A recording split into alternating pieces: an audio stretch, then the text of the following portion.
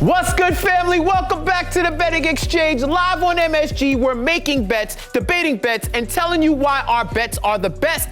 Katie Box, Eric Coleman, Jeff Johnson, and you. We're in MSG Network Studios. It's hump day, which means there's a lot to bet on. It's Wednesday. I'm ready to go, ready to bounce back. We need that. Yes, I had a decent night last night, but I don't know why I bet on the Rockets. Don't bet on the Rockets. Please stop me if I ever try to do that again. Don't back the Rockets. You should have known better than bet on the Rockets. I should. It was a solid night last night. I'm excited for tonight. There's a lot of action, hockey, basketball. It's going down. Yeah, I mean, for me, I had the Lakers +5, and they lost by 5. So, push is better than a loss, but it didn't lose. And that is my mantra for the rest of the evening. Like, that's just the way it goes. How are you feeling for tonight?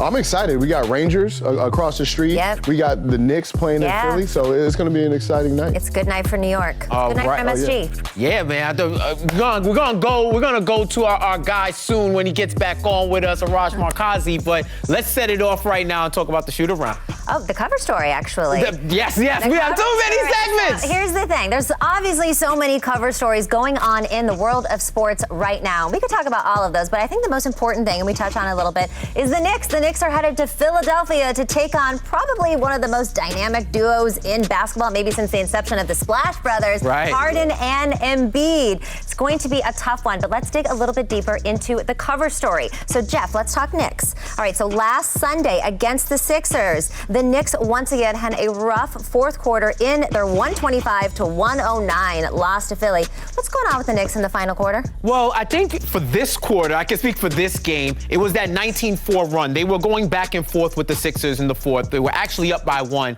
and then the Sixers, they asserted themselves. Maxey, Harden, Embiid, their stars stepped up when they needed, and the Knicks just ran out of gas. And with a team like the Knicks, you don't have as much room for error. Yeah. So you got to play a game, and they've lost a lot of leads that we've seen before in the past games. So I think that was pretty much the case. They're still trying to figure it out. The young guys are playing, and they fought, but they just couldn't outlast a dual MVP caliber duo and Tyrese Maxey, who's an emerging young two-way player. Yeah, absolutely. All right, Eric, let's talk James Harden. So what does trading for a proven star like Harden do to a locker room looking to compete for a title? Well, it shows your locker room that you're committed to winning. You look at the 76ers, they had a lot of distractions with Ben Simmons. Yes. And then all of a sudden they make the trade. They bring in one of the best guards in the league to add to Joel Embiid and Tyrese Maxey. I think they show the commitment. It gives the team a lot of confidence. You look at the young players around the team. I remember when I was playing for the Jets and we brought in Ty Law. Yeah. And I remember just following him around practice, trying to figure out what he does to be great. And it helped my game out a lot. So I'm sure he's going to help out the rest of the team. It's going to be a big positive influence on the rest of the squad. And they're looking for a championship this year. Yeah, absolutely. All right, Arash Markazi has joined us. Welcome to the show. I've got a question for you. So it's only been 2 games, but the combination of James Harden and Joel Embiid has made the Sixers one of the hottest trending teams in the NBA. Are you all on board this Philly hype train? I am the captain of the Philly hype train. I am fully riding on this bandwagon right now. Why? Because we are still in this beautiful position of the James Harden honeymoon phase. Next year, it may be a disaster, but right now, in the here and now, James Harden is loved. He's getting tweets from Allen Iverson and from Meek Mill. It's going to be a glorious night in Philadelphia.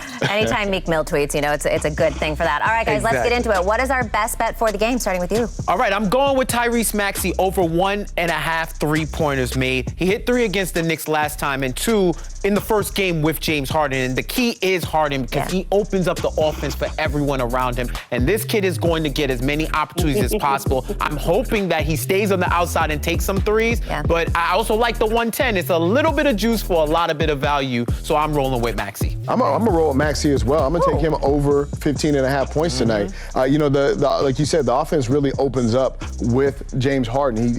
He garners a lot of attention from the defense. He does a great job of getting into the paint, kicking out, a lot of open shots for Tyrese Maxey. And plus, when Embiid gets the ball, the whole team is paying attention to what he's doing. So this is a great opportunity for Maxey. Okay, I like it. Arash, what do you think? Best bet for the game?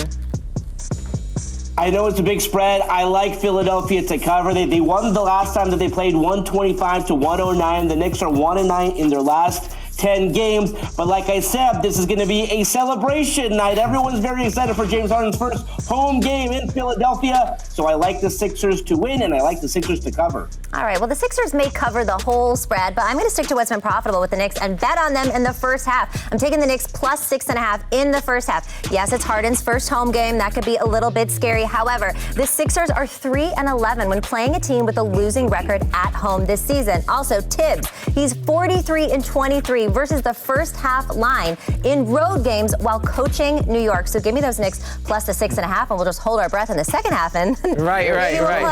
Here. Post at the first half, bet wins goes over to the second half, and they can get the W, right? Yeah, absolutely. All right, well, we will be cheering for the Knicks here, obviously. Let's go Knicks. Okay, everybody, don't go anywhere because we're going to have some more fun on this show. Don't you worry. It's Ride or Fade. You tweeted us your best bets for the night. We're going to tell you if we're riding or fading. We'll be right back.